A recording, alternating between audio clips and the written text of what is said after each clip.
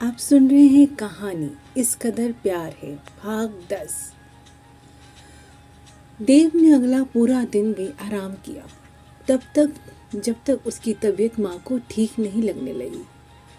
3 दिन बाद जाकर वे बाहर जाने लायक हो पाया तो उठकर तैयार होने लगा। वहीं बैठा कार्तिक उसे घूरता अपने हाथ में पकड़े चने की पोंगी से दाने निकाल निकाल कर खा रहा था। पर जब देव उसे लेने हाथ बढ़ाया तो कार्तिक उसे पीछा करते हुए कहता है, आंटी ने कहा है ना, अभी कुछ दिन बाहर की चीज़ें बिल्कुल नहीं खानी। अभी बाहर की कहाँ है, अपने कमरे में बैठ के खा रहा हूँ। इस पर भी कार्तिक उसे ना देकर पोंगी का एक बड़ा हिस्सा अपने मुंह में डाल लेता है। ये देख देव पूरी तरह से चिढ़ने का उपक्रम करता कहता है, ठूस ले बे, मेरी बद्दुआ लगेगी तेरे पेट को। अभी मेरा हाजमा इतना अच्छा है ना कि तेरी बद्दुआ भी बचा ले जाएगा। कहता हुआ कार्तिक अपनी खीसें निपोड़ता हंस देता है। तभी कमरे में दौड़ती हुई अवनी आती है। भैया कहीं जा रहे हो? कहती हुई देव के हाव भाव को देखती आगे कहती है, अब भर दो ना मेरा फॉर्म, मुझसे हमेशा फॉर्म भरने में गलती हो जाती है। अभी नहीं, अवनी लौट के आता हूँ ना तो पक्का भरूंगा। जाओ भैया, मेरा काम ना तुम्हारे लिए इम्पोर्टेंट है ही नहीं। ज़रूरी है अवनी, आकर भरता हूँ ना। इस पर गुस्से में घूरती बोलती है, बड़ा इम्पोर्टेंट काम है, मुझे पता है कहाँ जा रहे हो। जाओ, अपना इम्पोर्टेंट काम भी तुम्हारा नहीं होगा, जाओ। गुस्से में पैर पटकती अवनी चली गई और देव ने रोका भी नहीं। इस पर कार्तिक उसे सख्त आंखों से देखता हुआ कहता है, अभी तबीयत ठीक नहीं हुई और तू फिर से हॉस्पिटल के चक्कर काटने चल दिया ना। इस पर देव कुछ नहीं कहता, बस धीरे से मुस्कुरा देता है, जा बे, मैं नहीं आ रहा तेरे साथ। तो मैं भी कौन सा तुझे लिए जा रहा हूँ साथ, कहता भाव उचकाता कहता है देव। तो कार्तिक उसे चिढ़ी नज़र से देखता रह जाता है। देव वाकई हॉस्पिटल जाने को निकल रहा था। पिछले 3 दिन उसका मन ही जानता था कि किस तरह से वे खुद को यहाँ आने से रोक पाया। हॉस्पिटल आते वे सीधा वार्ड की ओर जाता है, पर तब उसकी आंखें हैरान रह गई जब नीमा के बेड पे अन्य किसी मरीज को वो देखता है। तो उसका बेड जानने वे नर्स को ढूंढता हुआ उसके पास आता है। नर्स तो जैसे उसके प्रश्न का पहले से ही अंदाज़ा था। अब तो वह यहाँ नहीं है, परसों उसकी मौसी आई थी, वही लिवा गई। आखिर यही तो तुम चाहते थे ना कि वह अनाथ की तरह ना रहे, उसे घर मिले। तो अब तुम खुश हो जाओ, वो अपने घर चली गई। देव उस पल ये खबर सुन 2 पल को तय नहीं कर पाया कि इस खबर को सुनकर वाकई उसे खुश होना है या दुखी। फिर नर्स ने नीमा की मौसी का पता लेकर बाहर चल देता है। उसे एहसास था कि अब निश्चित रूप से वह नीमा को रोज़ाना तो नहीं देख पाएगा, पर उसके घर पहुंचने की खबर से उसका मन संतुष्ट ज़रूर था। वह अगले ही पल उस पते पे पहुंच गया जहां उसकी मौसी का घर था। पर अगले ही पल उसके होश उड़ गए जब उसे पता चला कि वो पता तो गलत है और उस नाम का कोई वहाँ है ही नहीं। 2 पल को सन्न हुआ देव वहीं सड़क पर खड़ा रह जाता है। एक ही पल में उसे लगा जैसे उसने सब कुछ खो दिया।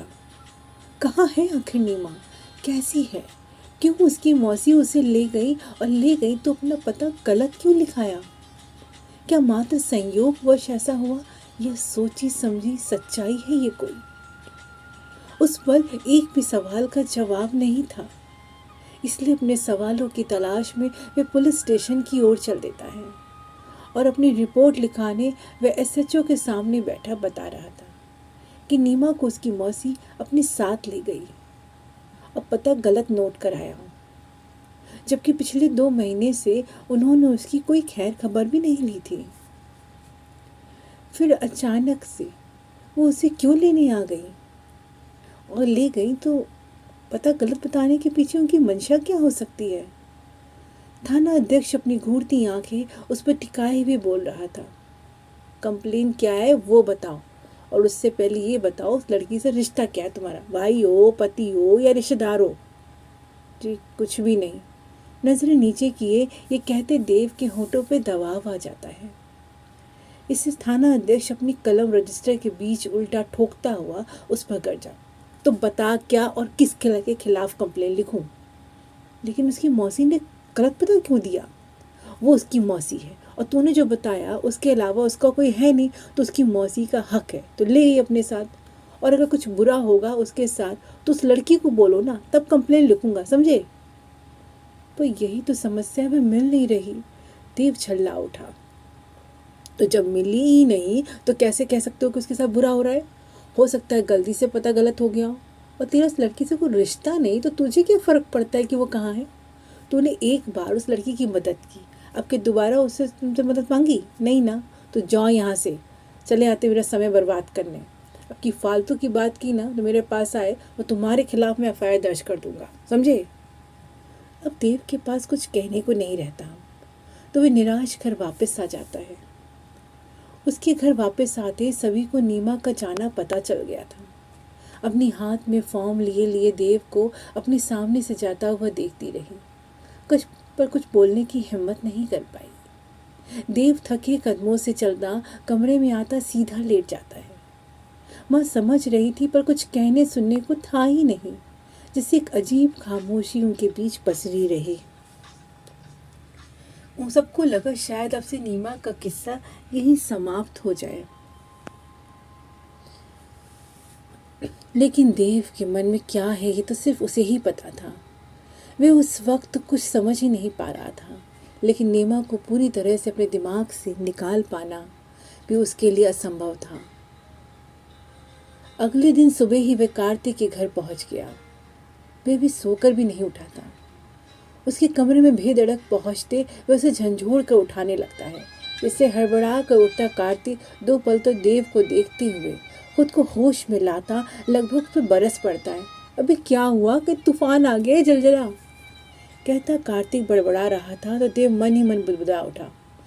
क्या कही कि मन के समंदर में जज्बातों का कैसा जलजला सा उठ रहा है। इतनी सुबह आकर उठा दिया, अब बोल ना। भाई वो नीमा। देव अपनी बात कह भी नहीं पाया और कार्तिक अपना हाथ सर पर मारते कह उठा, फिर नीमा, अबे तेरा दिन इसी से नाम से शुरू होता है क्या? सुनना पूरी बात। आज सुबह मैं हॉस्पिटल गया, तब पता चला 2 दिन पहले उसकी मौसी उसे डिस्चार्ज करा के वहाँ से ले गई। वह मार दिया मैं पापड़ वाले को। ठीक है ना, अब तेरी जिम्मेदारी खत्म। कार्तिक अपनी दबी खुशी दबा नहीं पाया। नीमा के जाने की खुशी उसके शब्दों में झलक रही थी, लेकिन देव उसकी बातों पर ध्यान दिए बिना अपने मन का मलाल निकालता रहा। यार समझ नहीं रहा है, तो अगर वो ठीक रहे तो सच में बहुत खुश होता, लेकिन यहाँ तो कुछ और ही झोल है। उसकी मौसी ने उसका जो पता दिखाया अपना, मैं वहाँ गया पर वो पता गलत निकला, तो सोच उसकी मौसी ने ऐसा क्यों किया। एक तो इतने दिन बाद कोई खबर नहीं रखी, अचानक ले गई, तो ऐसे तो कहीं नीमा फिर कहीं मुसीबत में तो नहीं। देव एक सांस में अपनी बात कह गया, जिसे सुन कार्तिक में कोई खास प्रतिक्रिया नहीं हुई। कैसे? अभी अगर ले गई तो गलत पता क्यों दिया? मैं तो उसकी मौसी के खिलाफ थाने में रिपोर्ट लिखाने भी गया, पर वहाँ भी किसी ने कोई मदद नहीं की। अभी तो क्या समझे, जबरदस्ती तू उसके पीछे पड़ा है, जाने देना, उसकी मौसी ही तो है। तू समझ क्यों नहीं रहा? अगर ऐसा है तो अपना पता गलत क्यों लिखाया? अरे तो क्या करेगा तू अब? नीमा की खोज, और उसी के लिए भाई तेरी मदद चाहिए। ना ना, बिल्कुल ना। कार्तिक दोनों हाथ से अपना मुंह बंद करता गर्दन ना में हिलाता है। मैं कुछ नहीं बोलूँगा, बोलता हूँ तो साला आइडिया निकल आता है। अब नौटंकी बंद करो, मदद करना मेरी। अब तेरे सिवा कौन है जिससे मैं अपने दिल की बात कहूँ? सोच ना कोई आइडिया। ना, मैं कुछ नहीं बोलूँगा। तूने बहुत रायता फैला रखा है नीमा नाम का। अब बोलेगा तो फिर से उसे ढूंढने की ABCD शुरू कर, और ले जाएगा फिर उस चाय की टपरी पर बकवास करा, तो मैं नहीं जा रहा कहीं। कार्तिक बोला और देव के चेहरे के भाव बदल गए। अबे क्या आइडिया दिया है? मैं तो उस चाय वाले को बिल्कुल भूल ही गया था। उसे ज़रूर उसकी मौसी के बारे में कुछ पता होगा। चल भाई चलते हैं वहीं। देव कहता है तुरंत उठ गया, जबकि कार्तिक अपनी मरमरी हालत में उसको देखता हुआ मुंह बनाते हुए बोल रहा था, इसलिए मैं अपना मुंह नहीं खोलता, तो जब भी मुंह खोलो आइडिया निकल जाता है। मैं नहीं जा रहा कहीं। तू जितना चाहे थोबड़ा लटका ले, पर चलना पड़ेगा तेरे को मेरे साथ। और सच में कार्तिक के ना नुकुर का कोई परवाह किए बिना देव उसे उसी हालत में घसीटता हुआ बाहर ले गया। मुंह तो धोने देना भाई, शेर को कोई मुंह धोते देखा है? चल ज़्यादा नाटक मत कर, अबे ब्रश तो करने दे। चल बे, रोज रोज ब्रश करके तू क्या उखाड़ लेगा? तो चाय से कुल्ला कर लेना। चल अब। कार्तिक का बस न चला और उसे आखिर देव के साथ उसी हालत में बाहर जाना पड़ा। अगले कुछ ही पल में वे उसी चाय की टपरी पर खड़े थे जिस गली में नीमा का घर था। चाय वाला भी हमेशा की तरह खाली बैठा मक्खी मार रहा था, पर देव को देखते उसे पहचानते एकदम से उछल ही पड़ा। अरे आप भैया जी, बड़े दिन बाद आए, पर क्या कमाल हुआ, क्या काम किया आपने, एकदम हीरो टाइप वाला। हम तो सोच ही नहीं पाए थे कि हमारी गली में इतना कुछ हो गया और हमें पता भी ना चला। पर आप तो गजब हो भैया जी, बैठो, आज स्पेशल वाली चाय पिलाता हूँ। दोनों को अंदाज़ा भी नहीं था कि उनका वहाँ ऐसा कुछ स्वागत होगा। हैरान चेहरे के साथ वे दोनों वहीं बैठ जाते हैं। चाय वाले की फालतू की बकबक को वे फिर अपने प्रश्न की ओर मोड़ते हैं देव। तो चाय वाला कह उठता है, मौसी जी, हाँ 2 साल पहले जब नीमा की माँ मरी थी तब उससे पहले उसकी मौसी मौसा बहुत आते थे यहाँ। एक बार को क्या बताया भैया जी, नीमा का मौसा हमारे पीछे पड़ गया कि अपना LIC करा लो। अब आप ही बताओ भैया जी, हमारे जीवन का क्या होना क्या ना होना, अपना कोई आगे ना पीछे कोई, फिर काहे करा ले LIC भैया जी, अब आप ही बताओ। देव को उसकी बेकार की बातों में कोई रुचि नहीं हो रही थी, पर कार्तिक उसकी बातों में रस लेता उसकी लाई चाय सुड़कता हुआ चहका, अच्छा उसका मौसा LIC एजेंट था, फिर तो खुद भी कहीं करा रखा होगा बीमा, और कहीं मर गया तो उसके परिवार वाले के बल्ले बल्ले हो जाएंगे। हाँ भैया जी, हुआ बिल्कुल यही, सुना था करोड़ों का कराया था बीमा, अचानक जब मरा तो मौसी तो करोड़पति हो गई और घर को बंगला बना लिया। बिना पति के करोड़पति, कहकर ठहाका मारता कार्तिक और चाय वाला हंसते हुए एक दूसरे को ताली मारते हैं। पर सधे चेहरे के साथ बैठा देव ये सुनते एकदम से उचक पड़ता है, तो कहीं यही कुछ झोल तो नहीं, कहीं उसके बाप का भी तो बीमा का चक्कर नहीं। अब देव की बात सुन दोनों की हंसी गायब हो गई और वे हैरान उसका चेहरा देखते रहे। खिड़की की सलाखों के पार एक और सुनी सांझ की गोद में उदास सूरज डूबा जा रहा था, जिसे उसकी पथराई आंखें अब पलक जाने कितनी देर से एकटक देखे जा रही थी। ऐसी जाने कितनी सांझ आती और गुजर जाती, पर उनका एहसास मानो उसके मन में ठहरा रह जाता। कितनी उदासी भरी थी उस लाल आकाश में डूबते अंगारे से सूरज में, मानो देर से रोई आंखें सूज गई हों। वह कितनी देर से यूं ही बैठी थी, उसकी बगल की मेज पर रखी चाय कब की ठंडी होती उसमें पपड़ी सी जम गई थी। चलने को कितना अनंत आकाश, पर उसके कदम कितने बेबस। नीमा, वह पुकार पर भी पलट कर नहीं देखती। वह अधेड़ी महिला अब उसके पास आकर उसके बालों में उंगलियां फिराती हुई फिर से उसे पुकारती है, नीमा चाय नहीं पी? चलो कोई बात नहीं, देखो तुम्हारे एक्सरसाइज का टाइम हो गया है, कहकर वे अपने पीछे खड़े व्यक्ति को आगे आने का इशारा करती हैं। नीमा मुड़कर उनकी ओर देखती है। उसके देखने में इतनी गहन उदासी थी कि कुछ पल को व्यक्ति वहीं ठहरता पूछ उठा, क्या आराम नहीं मिला या तकलीफ हुई कोई?